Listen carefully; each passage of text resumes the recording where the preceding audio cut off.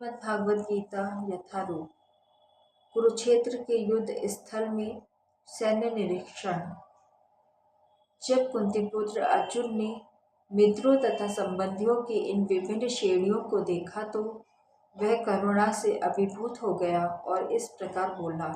अर्जुन उवाच दृष्टवेमं स्वजनं कृष्ण युयुत्सुं समुपस्थितं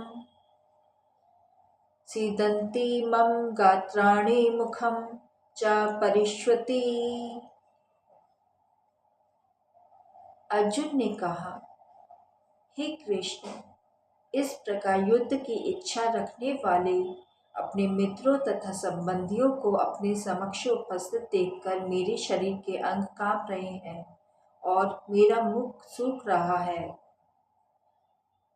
तात्पर्य, यथार्थ भक्ति से युक्त मनुष्य में वह सारे सद्गुण रहते हैं जो सत्पुरुषों या देवताओं में पाए जाते हैं, जबकि अभक्त अपनी शिक्षा तथा संस्कृति के द्वारा भौतिक योग्यताओं में चाहे कितना ही उन्नत क्यों ना हो, यह इन ईश्वरी गुणों से विहीन होता है। अतः स्वजनों, मित्रों तथा संबंधियों को युद्ध भूमि में देखते ही अर्जुन उन सबों के लिए करुणा से अभिभूत हो गया जिन्होंने परस्पर युद्ध करने का निश्चय किया था।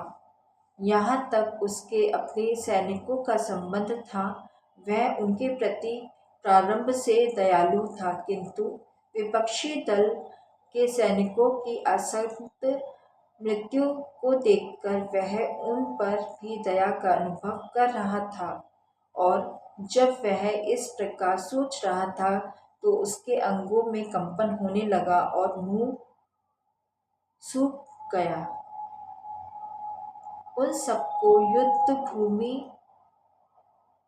मुख देखकर उसे आश्चर्य भी हुआ। प्रायः सारा कुटुंब, अर्जुन के सगे संबंधी उससे युद्ध करने आए थे।